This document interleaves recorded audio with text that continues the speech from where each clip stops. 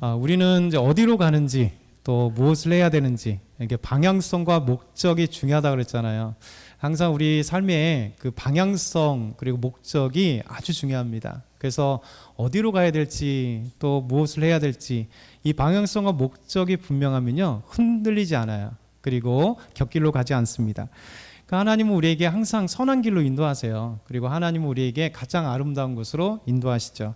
그래서 지금까지 우리가 마태복음 보면서 하나님은 헤롯에게서 안전하게 박사들을 보호해 주셨고, 그리고 그들을 다른 길로 고향으로 돌아갈 수 있도록 그들을 길로 인도하시는 하나님이십니다. 그리고 하나님은 이 땅에 그리스도로 오신 아기 예수님을 보호하기 위해서 호세아 11장 1절의 말씀에 예언을 이루시기 위하여 요셉에게 현몽하여서 그를 애굽 땅으로 내려가라, 그러니까 이집트로 내려가라 이렇게 말씀하셨잖아요. 그러니까 하나님은 항상 이렇게 가장 좋은 길로, 선한 길로, 그리고 우리를 보호하시고 인도하시는 하나님이십니다. 이게 하나님의 방법이고 하나님의 아름다움이에요. 그래서 여러분과 제 삶에 항상 찾아오셔서 우리가 이제 어디로 가야 될지 모를 때 하나님은 박사들에게 별로 길을 보여주셨던 것처럼, 또 다른 길로 가게 하신 것처럼 저희들에게 가장 아름다운 길을 이렇게 인도하시죠. 그리고 우리가 때로는 힘들고 어렵고 두렵고 많은 상황들이 우리 어둠과 같은 상황이 있을지라도 하나님 빛처럼 우리를 지키시고 보호해 주십니다. 그런데 반대로 이 악한 자들은요 오히려 그들의 가야 걸 곳과 목적이요 항상 보면 악한 것이에요. 헤롯이 그렇습니다. 오늘 말씀의 헤롯은 간악한 살인자입니다. 그래서 이 헤롯 대왕은 박사들을 지금 기다리고 있었어요. 근데 박사들을 기다린 이유가 박사들이 헤롯에게 와서 유대인의 왕으로 나신 이가 어디 있습니까? 라고 물을 때 이 헤롯은 알았어요. 그가 그리스도라는 사실을, 그리고 대제사장과 백성의 서기관들을 모아서 그리스도가 어디서 나겠느냐라고 물어보고 그 베들레헴 땅이라는 사실을 알게 되면서 박사들을 보냈죠. 그리고 이 박사들에게 보내면서 내가 경배하기 위해서 자세한 것을 알려주십시오 이렇게 이야기를 했습니다. 여러분, 베들레헴의 땅에 갔었던 박사들, 근데 하나님은 헤롯의 그 마음을 아셨기 때문에 헤롯에게 돌아가지 않도록 박사들을 지키시고 다른 길로 고향으로 갈 수 있도록 인도하셨습니다. 헤롯은 이 박사들을 지금 끔에나 저제나 기다리고 있을 거 아니에요. 왜냐하면 유대인을 나시는 왕, 그가 누구인지 알고 싶고 또 박사들이 가져온 소식을 듣기를 원했던 것입니다. 그러면서 불안한 마음으로 적어도 3, 4일은 정도는 기다렸을 거예요. 사실 베들레헴과 예루살렘은 한 10km 정도밖에 떨어지지 않거든요. 작은 거리지만 그럼에도 불구하고 박사들이 갔다가 그리고 그리스도를 만나고 돌아온 길이면 넉넉 잡아서 하루면 충분하지만 그래도 2, 3일 정도는 충분히 기다렸을 것입니다. 이제나 저제나 기다리고 불안한 마음으로 기다렸던 그가 오늘 말씀 16절에 보면 이렇게 말씀하고 있어요. 우리 마태복음 2장 16절 다시 한번 읽어볼게요. 시작. 이에 헤롯이 박사들에게 속은 줄 알고 심히 노하여 사람을 보내어 베들레헴과 그 모든 지경 안에 있는 산의 아이를 박사들에게 자세히 알아본 그때를 기준하여 2살부터 그 아래로 다 죽이니.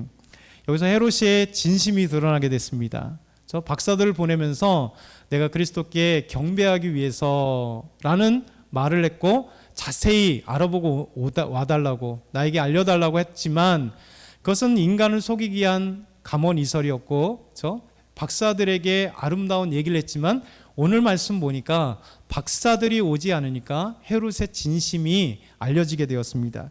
이 헤롯의 진심은 그리스도께 경배하려고 한 것이 아니라 사실은 그를 죽이려고 했던 것이 바로 그의 진심이죠.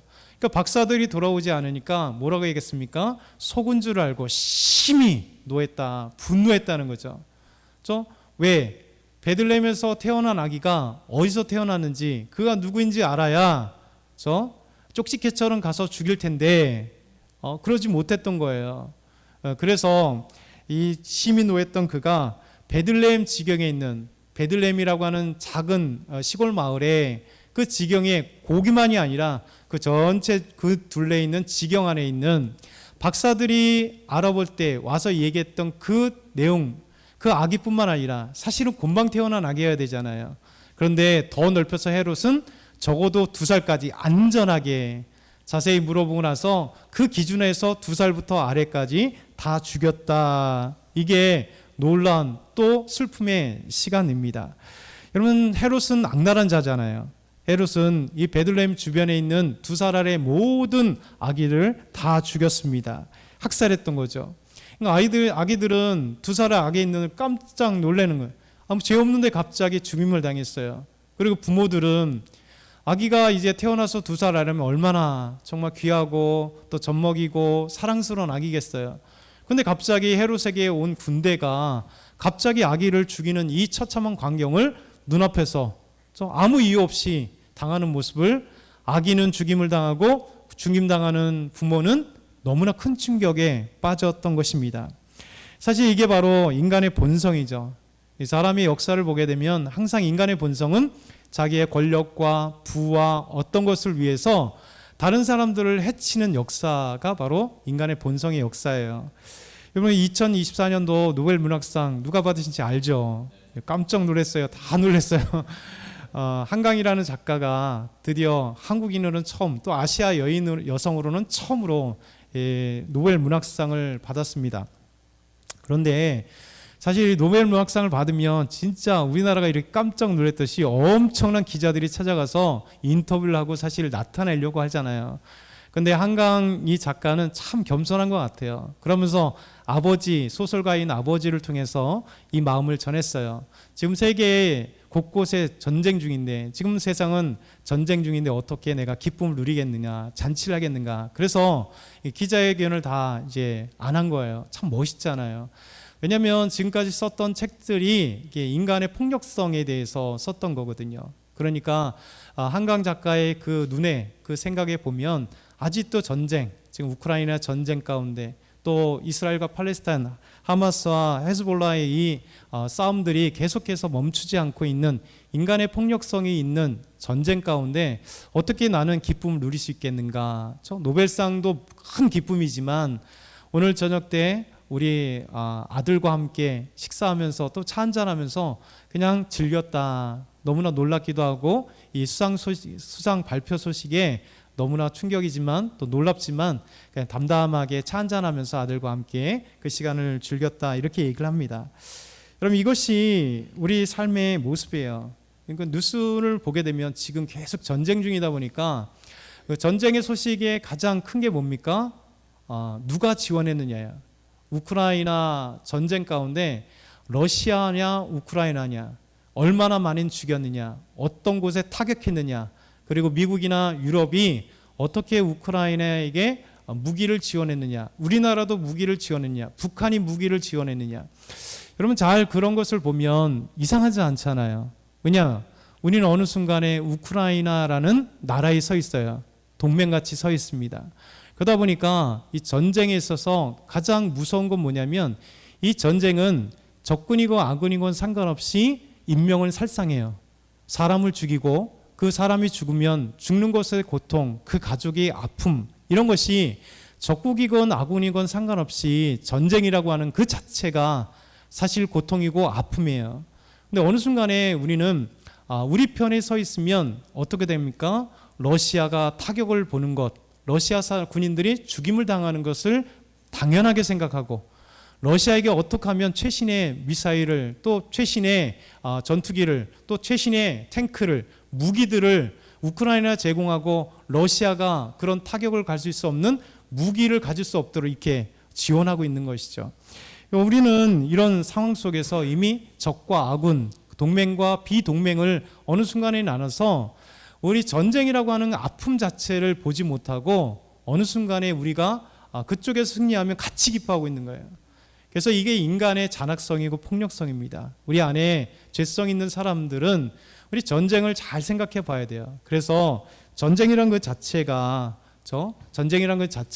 사실은 있어서는 안 될, 그래서 왜 평화를 갈구하냐면 이 모든 적군이건 아군이건 상관없이 아픔과 슬픔을 경험하기 때문에, 인간의 탐욕은 결국 더 넓은 땅, 더 큰 권력, 더 많은 부, 더 많은 것을 위해서 그 위에서 다른 사람을 짓밟아야 되는 그 상황이 사회체제고 인간의 역사입니다. 이게 인간의 악한 본성이에요. 헤롯도 마찬가지입니다. 헤롯도 이 악한 본성에 의해서 2살 아래 그리스도가 어디서 나겠느냐라고 하는 것 경배하기 위한 것이 아니라 그 악한 뿌리를 자기 헤롯의 입장에서는 자기의 이 권력을 아니면 자기의 어떤 것을 빼앗길 만한 그 그리스도를 죽이려고 했던 악한 본성이 있다는 것이죠. 그럼에도 우리가 두 번째 생각하는 것은 이 헤롯은, 우리 인간은 한 치 앞을 보지 못하는 나약한 인간에 불과하다는 사실을 기억해야 될 것이에요. 헤롯 대왕은 자기의 정치적인 야심 그리고 권력, 이 왕권을 유지하기 위해서 우리가 어떻다고 보았습니까? 헤롯의 삶을 보게 되면 그 자기 부인도 죽였죠. 부인도 죽였죠. 적어도 아들 5을 죽였죠. 자기 부인의 부모님들, 곧 자기 장인 장모도 죽였죠. 그리고 처남도 죽였죠. 그리고 자기 가족뿐만 아니라 조금이라도 자기에게 해를 줄 만한 정치적 정적들을 무참히 제거를 했습니다. 그리고 그가 마지막에 무덤 장사 지내고 나서 무덤을 쓴 그 모든 사람도 징기스칸처럼 무덤을 쓰고 온 모든 사람도 죽이는 그 유언까지 남긴 이 악한 자였습니다. 더더군다나 베들레헴에서 그 지경에 2살 아래에 있는 아이들까지 몽땅 죽이는 이 무서운 일들이 벌어진 거죠. 그런데 잘 생각해 보면 인간의 연약성이에요. 인간의 악함 속에 한 치 앞을 보지 못하는 인간의 악함. 만약에 우리가 우리의 내일을 안다면, 우리의 미래를 안다면 이런 악한 일을 할 수 없는 겁니다. 헤롯은 계속해서 진시황처럼 계속 권력을 누릴 것 같이, 계속 살 것 같이 아마 그렇게 생각했을 거예요. 노년의 헤롯인데 자기 자녀들 다 무참히 죽이고, 아내 죽이고, 장인 장모 죽이고, 그리고 정덕들 죽이고, 그리고 그리스도로 태어난 아기까지 죽이기 위해서 베들레헴과 그 지역에 있는 2살 아래, 베들레헴은 작은 마을이었기 때문에 학자들에 의하면 아마 아기들이 한 20명에서 30명 정도밖에 없었을 거라는 추측을 가져요. 어찌됐든 간에 그 2살 아래에 있는 죄 없는 아기들을 다 죽이는 이런 무서운 명령을 내렸습니다. 근데 놀랍게도 여러분, 그 해에, 아기를 죽인 그 해, 그리스도가 태어난 그 해, BC 4년, 기원전 4년에 그 가을에 헤롯은 죽어요. 죽어요. 그게 인간의 연약성이에요. 내일을 안다면, 죽음을 안다면 사람은 그렇게 하지 못할 것입니다. 우리가 잘 알고 있는 몽골의 징기스칸도 거대한 제국을 제패했습니다. 정복하고 제패했죠. 명정 수부타이가 사실 전 세계를 제패했는데, 이 수부타이가 만약에 칭기스칸의 죽음을 알지 않았다면 유럽 전체를 아마 정복했고 세계를 다 정복했을 것입니다. 그런데 칭기스칸의 죽음 때문에 명장 수부타이가 유럽에 헝가리까지 갔고 저 체코까지 다 가서 저 뒤쪽까지 더 정복할 것이었는데 멈추고 다시 고향으로 가서 칭기칸의 그 죽음 그 장례에 참여하느냐고 유럽이 살았던 것입니다. 여러분, 알렉산더도 마찬가지고요. 중국을 통일했던 징시황도 마찬가지예요. 그러니까 사람이란 가장 자기가 권력에 취했을 때 내일을 못 봐요. 그렇죠? 돈에 취했을 때, 명예에 취했을 때 내일을 보지 못하는. 왜? 우리는 연약하기 때문에 그 내일에 대해서 알면 겸손해져요. 그런데 내일을 모르니까 우리가 스스로 어느 순간에 가지고 있는 것으로 말미암아 교만하게 되죠. 그러나 우리가 죽음이라는 것을 생각하면 겸손하게 돼요. 여러분, 죽음 앞에는 모두가 평등해요. 모든 사람들 다 죽기 때문에 그래요. 그리고 죽음은 누구에게나 찾아옵니다. 그리고 죽음의 때는 아무도 몰라요. 그래서 우리가 죽음이라는 것을 생각하면 우리가 정말 그 앞에 겸손해지죠. 맹모 삼천지교라는 것을 여러분에게 예전에 설명드린 적이 있죠. 맹자의 어머니가 자식을 위해 3번 이사했다. 여러분, 그 첫 번째 이사한 곳이 어딜까요? 첫 번째 이사한 곳. 그러니까 인간의 가장 중요한, 인간에게 가장 깨우침을 할 수 있는, 그래서 공동묘지를 간 이유가 거기 있는 거예요. 그래서 사랑하는 아들에게 가장 큰 깨달음을 뭐냐면, 인간의 죽음은 정말 누구에게 찾아오고, 그리고 누구나 벗어날 수 없고, 그리고 누구나 권력이 있던 돈이 있던 무엇을 하든지 이 땅 속으로 들어가는 존재. 그래서 맹자의 어머니는, 너무 지혜로운 어머니는 많은 학자들이 그런 얘기를 하는 거예요. 첫 번째, 왜 맹면 삼천지교, 왜 세 번을 이사하는데 하고 많은 중에 그 지혜로운 어머니가 공동묘지로 가서 아기가, 자기 아들이 곡하는 모습이나 죽음의 모습을 보게 했을까?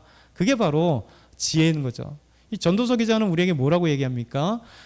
지혜롭지 못한 자는요, 잔치집에 가는 거예요. 결혼식장에 가고 잔치집에 가는 거예요. 인생이 한없이 즐거움만 보게 되는 거죠. 근데 지혜자들은 어디로 간다고요?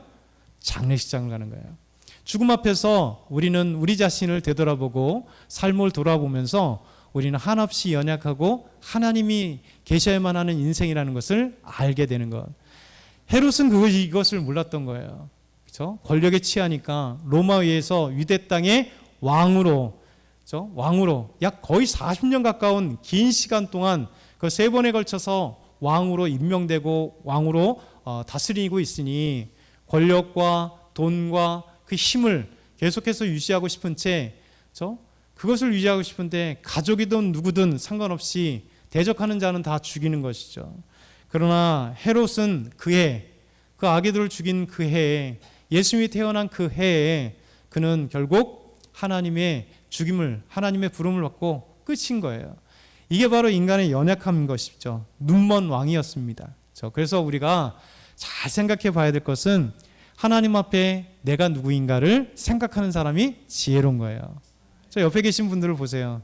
옆에 계신 분들도 100년 후에는 여기 없어요. 우리 손잡으면서 한번 인사할까요? 100년 후에는 못 볼 겁니다. 근데 천국에서 볼 겁니다. 그래서 우리가 지혜로운 사람이 돼야 돼요. 지혜로운 사람은 헤롯처럼 정신없는 세상을 보지 못하는 자가 아니라 내 인생 소중하게 생각하고 최선을 다하지만 하나님 앞에서 나의 인생이 무엇인가를 고민하는 그런 아름다운 사람입니다. 우리가 세 번째 생각할 것은 그럼에도 불구하고 하나님의 구원 역사는 멈추지 않는다는 거예요. 헤롯의 이 악랄한 탐욕, 그리고 베들레헴에서 2살 아래의 모든 사내를 다 죽였다 할지라도 하나님의 구원의 역사, 하나님의 손길, 하나님의 그 스토리, 하나님의 이야기는 계속된다는 거예요. 오늘 말씀 한번 읽어볼까요? 마태복음 2장 17절에서 17절에서 18절 같이 시작. 이는 선지자 예레미야를 통하여 말씀하신 바 라마에서 슬퍼하며 크게 통곡하는 소리가 들리니 라헬이 그 자식을 위하여 애곡하는 것이라. 그가 자식이 없으므로 위로받기를 거절했다 함과 이루어졌느니라. 아멘. 오늘 말씀이 예레미야 선지자의 말씀, 예레미야 선지자의 말씀, 예레미야 31장 15절에 예언의 말씀이 이 사건을 통해서 이루어졌다. 무슨 얘기일까요? 헤롯이 베들레헴과 그 지경에 있는 모든 2살 아래 아이를 죽였다 할지라도 오히려 하나님의 역사는 계속되었다는 거예요. 하나님은 멈추지 않는다는 거예요. 헤롯의 이 잔악함 속에 그리스도를 죽이려 했지만 하나님의 놀라운 구원 계획은, 그리고 구원의 역사는 멈추지 않았다는 겁니다. 여러분, 라마에서 슬퍼하며 크게 통곡하는 소리가 들렸어요. 그 이유는 라헬이 그 자식을 위하여 애곡하는 소리다. 이 배경은 어느 때 배경이냐면 BC 586년, 그러니까 기원전 586년에 바벨론이 유다를 쳐들어와 유다를 정복했습니다. 그리고 수많은 사람들을 죽이고, 그리고 수많은 사람들을 포로로 데려갔어요. 이런 배경이에요. 그래서 이스라엘 백성들에게 슬픔의 소식이 있습니다. 곡하는 거예요. 왜? 수많은 사람들이, 그렇죠? 친척들이, 자기 남편이, 자기 아내가, 자기 부모가, 자기 자식이, 수많은 사람들이 죽임을 당했어요. 바벨론 사람들에 의해서. 그래서 죽임을 당하고, 더더군다나 이제 포로로 끌려가면 다시는 고향 땅에 올 수 없는 그 현실, 무기력한 자기 국가, 이것을 하나님께서는 예레미야를 통해서 말씀하시는 거예요. 라마에서 슬퍼하는, 라헬의 고향인데 라마에서 슬퍼하는 곳에 통곡하는 소리가 있어요. 라헬이 자식을 위하여 애곡하는 거예요. 자식이 죽은 거예요. 그렇죠? 우리가 알고 있는 그 라헬이 아닙니다. 이 라헬은 비유적인 거예요. 결국 이스라엘 백성들이 이 바벨론에 의해서 멸망당한 거, 죽임을 당하는 것 때문에 슬퍼하고 애통하고 고통당해요. 그리고 고향을 이제 국가가 멸망당하고 고향을 잃어버린 포로가 되었어요. 여러분 두 가지잖아요. 자식이 잃어버리는, 사람이 죽는 것과 그리고 고향 땅을 잃어버려야 되는 두 가지 아픔. 이 아픔의 예언의 말씀이 500년 전에, 약 600년 전에, 예수님이 태어나기 600년 전에 역사적으로 일어난 사실이 동시에 예수님께서 있어야 될 헤롯의 명령 가운데 하나님이 이루신 것에 대한 또 하나의 성취다라고 말씀하고 있는 것입니다. 여러분 이것이 얼마나 놀라운 것인지 몰라요. 여러분 베들레헴에는 나엘의 그 라마에서 슬퍼하는 것처럼 베들레헴과 베들레헴 지역에는 갑자기 2살에 있는 아기가 죽었어요. 부모들이 슬픔을 당했습니다. 그리고 이 부모의 슬픔, 애국하는 것이 그 어떤 사람도 자식이 잃어버리는 슬픔을 위로할 자가 없잖아요. 그 말씀인 거예요. 그 자식이 없으므로 위로받기를 거절하였도다. 갑자기 잃어버리는 아이 때문에 부모들은 슬퍼하는 소식이에요. 더더군다나 이것 때문에 예수님께서 요셉에게, 하나님이 요셉에게 꿈의 환상을 통해서 꿈속에서 말씀하셨잖아요. 너는 애굽으로 가라. 저 애굽으로 가라. 그리고 애굽에서 이끌어 가실 하나님의 구원 역사가 호세아 11장 1절의 말씀을 이루시기 위하여 예수님은 태어나자마자 자기 고향 땅을 잃어버리게 된 거예요. 그래서 아이들의 죽음의 슬픔과 고향 땅을 잃어버리는 이 슬픔이 예수님께서 당하실 이 사건의 예언이었으며, 그리고 예레미야 이 말씀이 예수님 때문에 이루어졌다라고 마태는 우리에게 말씀하고 있는 것이죠. 여러분 분명히 절망입니다. 슬픔입니다. 아픔이에요. 아이들은 죽고 부모들은 슬퍼하고, 예수님과 그리고 부모님은 베들레헴에서 떠나서, 고향을 떠나서, 태어난 고향을 떠나서 애굽으로 향해야 되는, 미지의 세계로 향해야 되는 이 아픔, 슬픔, 미래가 없음, 여러분 이것으로 끝날까요? 그렇지 않더라는 거예요. 여러분 예레미야를 보게 되면 이 예레미야 31장 15절 말씀 이후에 바로 뒤에 예레미야 31장 16절과 17절은 우리에게 놀라운 소망의 메시지를 하나님이 연이어서 예언하시고 말씀하세요. 같이 읽어볼까요? 시작. 여호와께서 이와 같이 말씀하시니라. 내 울음소리와 내 눈물을 멈추어라. 내 이를 살슬 받을 것인즉 그들이 그의 대적의 땅에서 돌아오리라. 여호와의 말씀이니라. 너의 장래의 소망이 있을 것이라. 너희 자녀가 자기들의 지경으로 돌아오리라. 여호와의 말씀이니라. 아멘. 여러분 고향 땅을 잃어버렸습니다. 자녀들이 죽었습니다. 주변의 사람들이, 가족들이 죽었고, 그리고 백성들이 죽었습니다. 슬픔으로 끝날 것이고 죽음으로 끝날 것이고 고향 땅을 잃어버리는 끝난 것 같은데 하나님 뭐라고 말씀하시냐면 너의 눈물을 그치어라는 거예요. 멈추어라는 거예요. 왜? 하나님께서 소망 없는 그들에게 소망을 주시는 거예요. 장래의 소망을 주시는 이유가 뭐냐면 대적의 땅에서 돌아오게 하시리라. 너의 자녀들이 자기들의 지경으로 돌아오리라. 귀환하리라는 거예요. 이스라엘 백성들, 유다 백성들은 이제 끝났다라고 생각했어요. 고향 땅을 잃어버리고 이제 포로로 끌려가면 다시는 못 올 거라 생각했습니다. 근데 하나님은 우리에게 소망을 주시는 거예요. 너희가 다시 돌아오기 때문에 슬퍼하지 말아라. 내가 너에게 장래의 소망을 주실 거기 때문에 너희는 슬퍼하지 말아라. 여러분 하나님의 구원 역사와 하나님의 인도하심이 여기 있어요. 때로는 우리에게 오늘 예수님의 그 슬픔의 소식들처럼, 2살 아래에 있는 모든 아이들이 죽는 그 아픔처럼, 고향 땅을 잃어버리는 슬픔처럼 우리에게 슬픔이 찾아오지만 하나님의 구원의 역사, 하나님의 인도하심을 멈추지 않는다는 거예요. 그래서 저와 여러분에게 동일하게 예수님께서, 하나님께서 말씀하신 대로 예레미야의 말씀을 이루시는 것처럼 하나님 우리에게 꿈과 소망을 다시 주십니다. 우리의 슬픔을 바꿔서 기쁨으로 바꾸시고요. 우리의 눈물을 우리에게 기쁨의 그 탄성으로 바꾸시는 것, 이게 하나님이세요. 헤롯은 하나님의 위대한 구원 계획을 이해할 수 없었습니다. 헤롯은 자기의 정치적인 야심과 권력과 그 탐욕으로 인해서 그리스도로 태어나신 예수님을 죽이려 했으나 하나님은 박사들을 안전하게 하시고 예수님을 피하게 하심으로 이미 그 죽음 가운데 구원하실 뿐만 아니라 하나님은 하나님의 역사, 하나님의 계획, 하나님의 예언하심을 역사 속에서 한 가지 한 가지 이루어 가신다는 사실을 기억했으면 좋겠어요. 저와 여러분이 이 말씀을 기억하면요, 우리가 소망을 갖게 돼요. 하나님이 일하시는 것, 하나님 우리와 함께 하신다는 이 놀라운 사실을 기억하기 소망합니다. 우리 한번 같이 말씀을 기억하면서 우리 한번 같이 하나님 앞에 감사기도 할까요?